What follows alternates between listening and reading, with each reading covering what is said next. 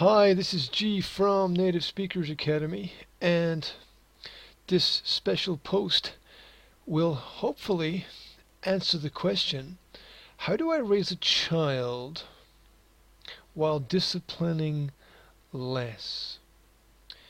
This is basically looking at how can I achieve peaceful parenting when we know that everyone is different. There are many different types of people all over the world living in different cultures.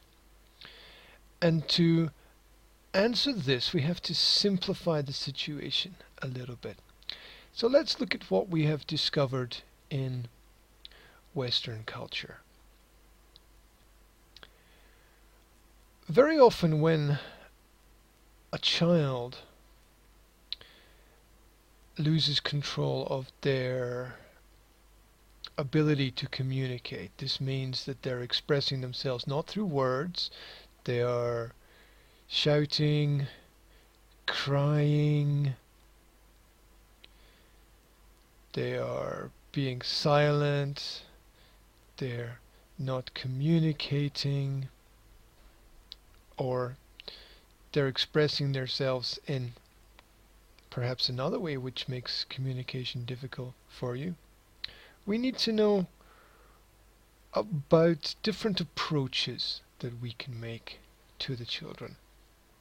And so, first, and probably the most important thing we have to do, is recognize that the child wants to communicate but can't. Perhaps they don't have the words, perhaps they don't have the confidence. There's something missing there. And remember, children are mirrors of their environment. They are copying, re-experiencing what they have seen in the world about them, what they have learned. And remember that children are essentially and should be models that are allowed to develop naturally, but also slightly shaped by their parents and their parents' involvement in their life. The parents should be the most involved.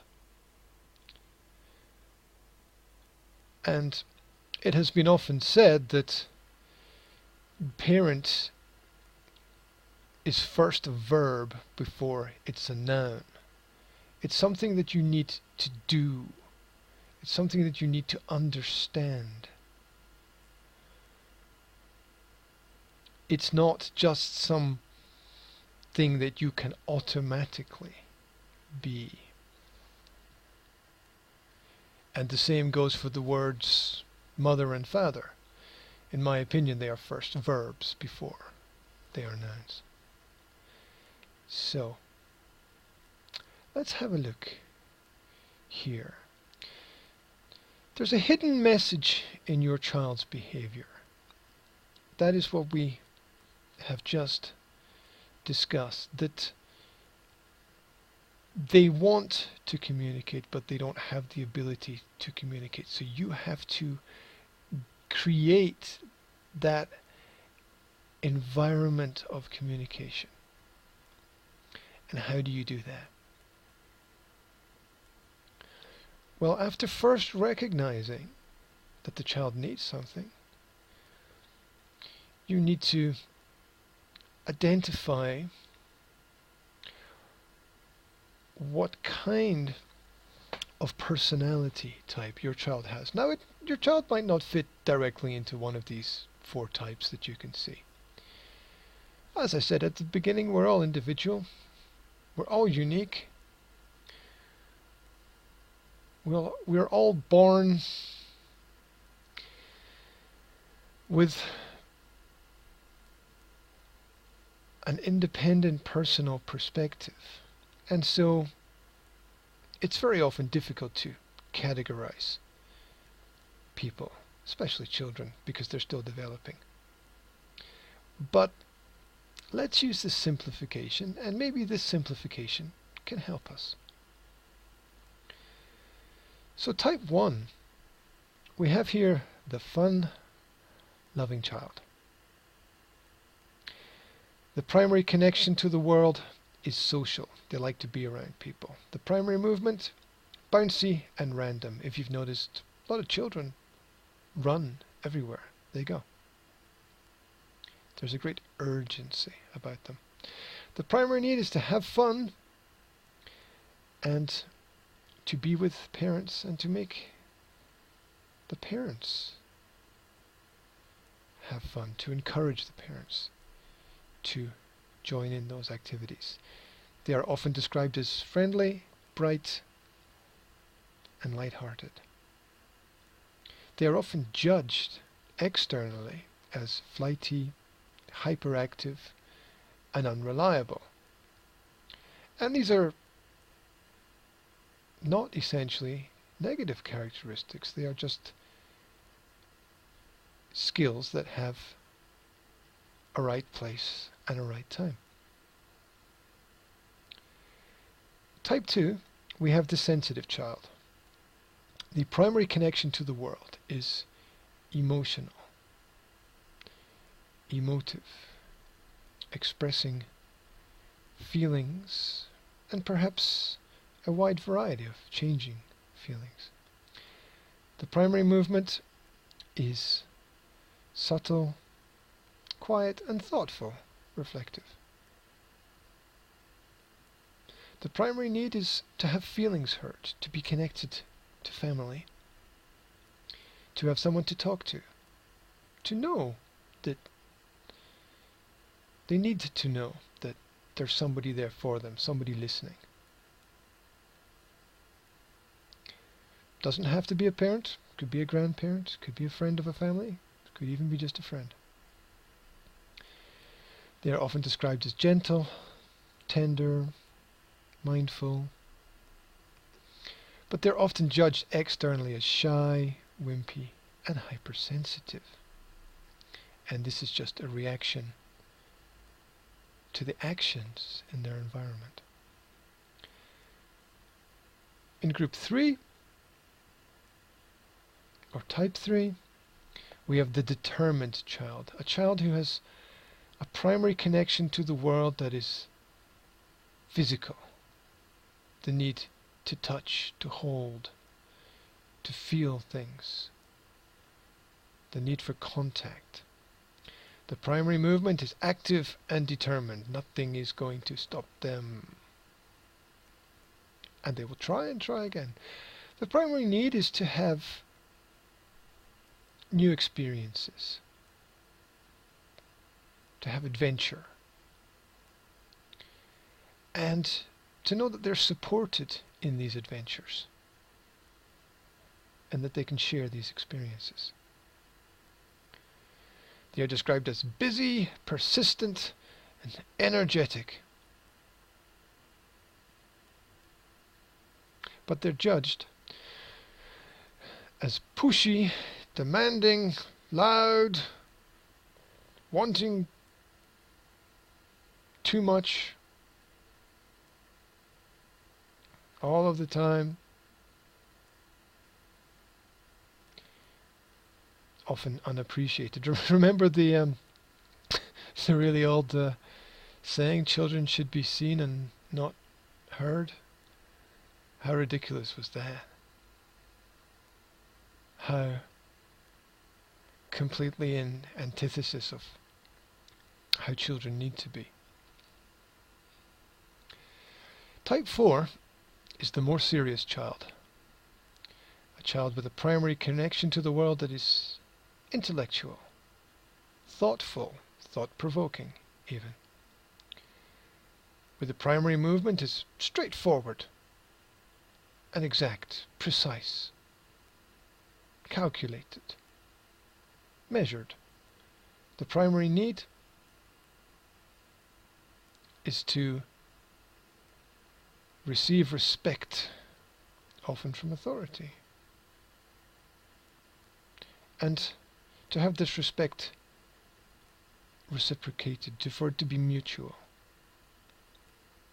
They are often described as efficient, analytical, thorough,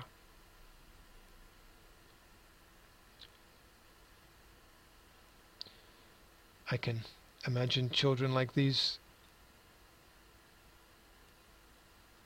developing very similar characteristics to their parents. They've observed what their parents do. They've observed their parents as organized, precise, exact, dedicated people, and so they copy those patterns. They're often judged as critical and know-it-all, because knowledge is a crime in many circles. So we've defined 4 basic types, and it might be that the child doesn't fall exactly into one of those types. It might be that a child evolves and develops through one into another. But once we begin to understand the child's nature, what we can do is we can try to interpret how the problem has manifested itself. What is the child trying to say? How do we interpret this reaction in a peaceful way? And remember that the child is telling you something, even if they don't know how to say it. So, we have the fun-loving child first. As a parent, you can perhaps ask yourself some questions to help yourself find the right path. The first question would be, does my child feel overly controlled? Do I need to open up the space a little bit more? Has my child had too much time alone? Do they need contact with other children? Or is something in my child's life too serious? Do we need to lessen somehow the seriousness of the problem? Do we need to break a bigger problem down into smaller parts so that it's more easier to manage? Our type 2 child, the sensitive child, the emotional child. Questions that you might want to ask yourself. Does my child feel unheard or dismissed? Have they lost contact? Have they been cut off or even cut themselves off for some reason? Have my child's plans been ignored? As they might have trouble voicing themselves, perhaps we need to encourage the voices within them. Is something in my child's life too intense? Is there something that they need to discuss further? Is there something they need to discuss more? Is there something on their mind? Is there something bouncing around their head that they need to know? They need to know other people care, and they need to know other people understand. So that's another way to keep the door open. Our type 3 child, the determined child. The child who, through persistence, will again and again and again work to achieve what they want. Does my child lack enough physical outlets? Are they doing enough activities, enough exercises, enough sports? Is their diet sufficient? Are they getting enough food and water? Are they getting the right kinds of food? Fresh fruit, fresh vegetables, not too many sugary foods, not too many foods with additives and flavorings and colors that you don't, just look at the label. If you don't know what it is, Don't buy it. Has my child been told no too often lately? Have they just accepted rejection? Perhaps they just need to hear yes, a little bit of encouragement. Perhaps they need to be told it's okay. Is something in my child's life too stifling? Are they limited in some way, either by time with activities or in their environment? Is there something you can put in there? Is there something you can add? Perhaps you can ask them what it is that they would like, what it is that they need.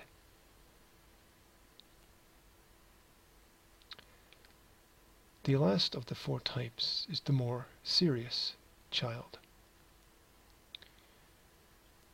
who is intellectual, respectful, polite, and yet often finds it difficult to fit in. Does my child need to feel more respected? Does the child need more intellectual stimulus, more books, a trip to the library, a conversation with the family, a game, perhaps? Does my child need some time to reflect and focus? Are they doing too much? Perhaps some things need to be slowed down. We often think of the world of a child as being pretty free, but if we consider time spent related to school, time spent related to hobbies and interests, time spent related to family responsibilities, it might be that the child doesn't actually have a lot of time for their own reflection on their own ideas and to focus and make their own plans. And finally, is something in my child's life embarrassing? Are they frightened to talk about something? Are they worried about something? Have they projected a relationship or an idea into the future? And have they understood the possible problems, the implications of present actions?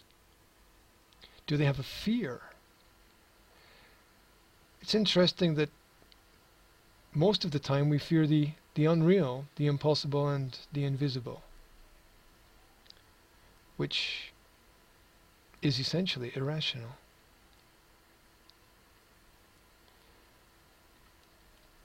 And we need to understand that and use that to help us take steps forward.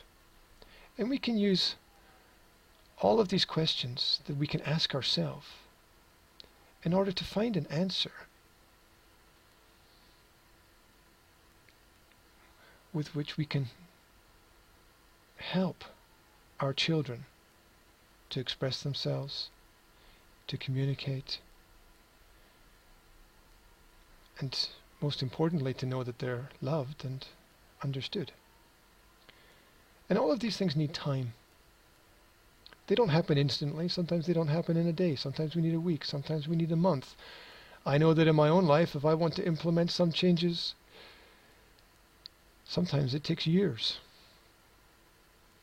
It's hard to deal with, but that's true. Journey of 1,000 miles begins with a single step. If you want to run the marathon, you got to start with the small scales first.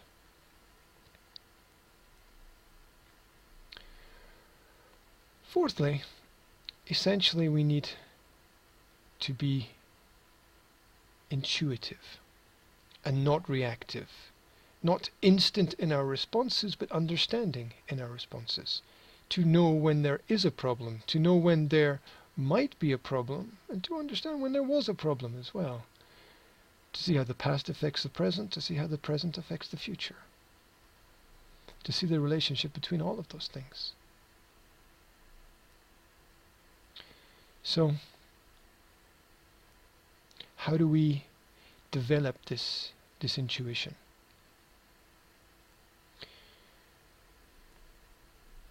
For the first type,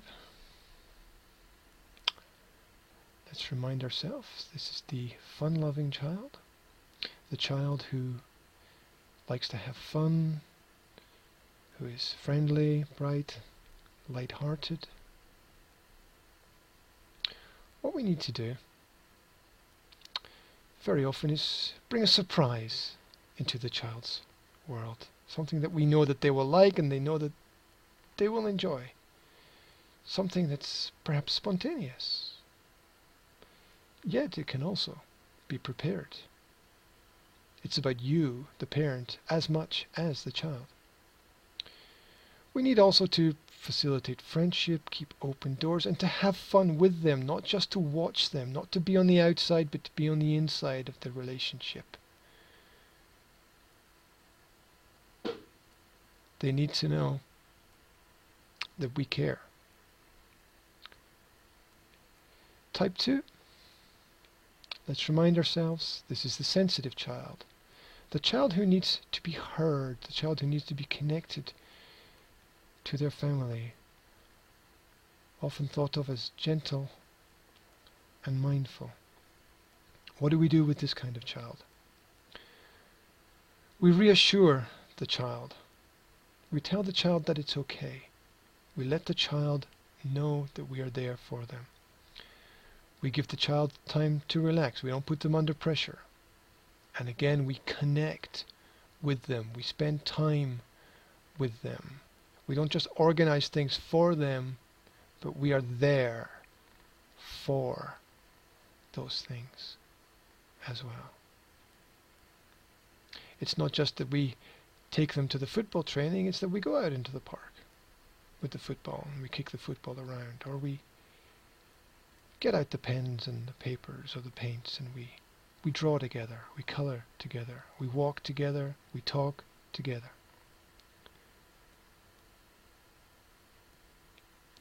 Type 3. Well, this is the determined child. This is the child who is active, the child who seeks new experiences, busy, persistent, energetic, and loud. So what do? How do we react? Of course, we encourage the child to explore these ideas. These ideas are part of the child's psychology. They're part of the child's mentality and physicality. So we encourage them to run, to jump, to climb, to move, to play, to compete for all the individual benefits that exist in competition. We let them move fast. We let them be faster than us. And we allow adventure. We allow them to explore the world. Because that's what learning is. Learning is exploration of the world around about us. And type 4, this is the more serious child. The intellectual, the straightforward, the precise, the efficient, the organized, the one that often asks those difficult questions that actually require knowledge for an answer. And how do we do this? Well, we understand that we need to respect authority. We need to respect those who are above us, who are beyond us, who know more than us, who can teach us, who can coach us, who can guide us, who can mentor us, who can help us. We need to understand that positive relationship.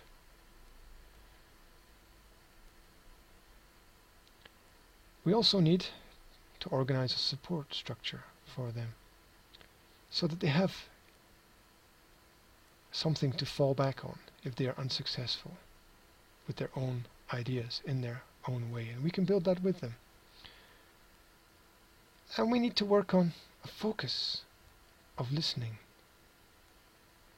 our reciprocal approach, the basis of conversation, understanding, and philosophy. Finally, we need to enjoy the joy. We need to love the children, and we need to love what we're doing with the children. We need to let them experience love, comfort, understanding, empathy, if we want them to develop those skills. And we need to be guides. We need to be lights that shine through the darkness that is ahead and show the way. We need to lead by example, by being the best that we can be. And if we can do that, hopefully we can provide a better future for the children. The information in this presentation was brought to you by Native Speakers Academy, and the graphic comes from thechildwhisperer.com. Thank you very much for paying attention to this short presentation. If you'd like to know more about what we do, then you can visit us at www.nsa-slovakia.com. Remember, there are many ways to raise a child. Each child is individual. But if we work at it, I'm sure we can find many peaceful ways. And so, children will have an opportunity to grow up in a better, brighter, safer world. Thank you very much. I hope to speak to you soon. Take care.